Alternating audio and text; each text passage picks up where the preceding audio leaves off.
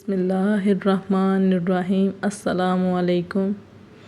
ہمیں اس گھر والے نے خبر دی اور انہوں نے اپنے ہاتھ سے عبداللہ بن مسعود رضی اللہ عنہ کے گھر کی طرف اشارہ کیا۔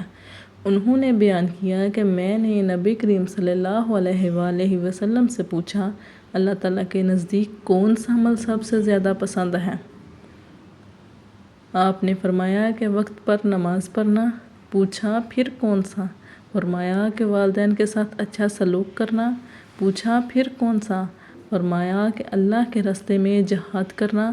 عبداللہ رضی اللہ عنہ نے بیان کیا کہ حضرت صلی اللہ علیہ وآلہ وسلم نے مجھ سے ان کاموں کے متعلق بیان کیا اور اگر میں اسی طرح سوال کرتا رہتا تو آپ جواب دیتے رہتے۔